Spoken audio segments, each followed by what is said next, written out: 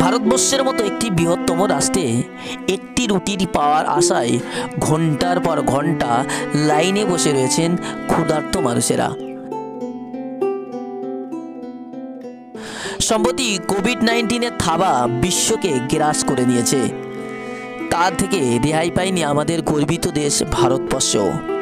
এই করোনা সংক্রমণ রুখতে দেশ জুড়ে লকডাউন জারি হয়েছে, কিন্তু এই শ্রমজীবী দিনমজুর গৃহবন্দী মানুষগুলোর জন্য প্রয়োজনীয় খাদ্যের ব্যবস্থা করেনি সরকার।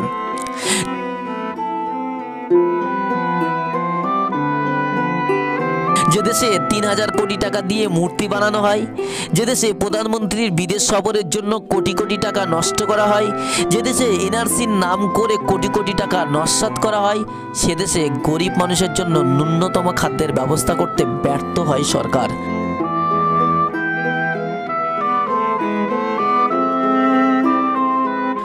বড় আজব ব্যাপার হলেও এটাই সত্য। জনগণের কাছ থেকে কোটি কোটি টাকা রিলিফ নেওয়ার পরেও ক্ষুধার্ত মানুষের দরবারে খাওয়ার পৌঁছায় না। স্বাধীনতার ৭২ বছর পরেও ভারতের নিপীড়িত, বঞ্চিত, দরিদ্র শ্রেণীর মানুষের সমস্যা আজও সমাধান হয়নি।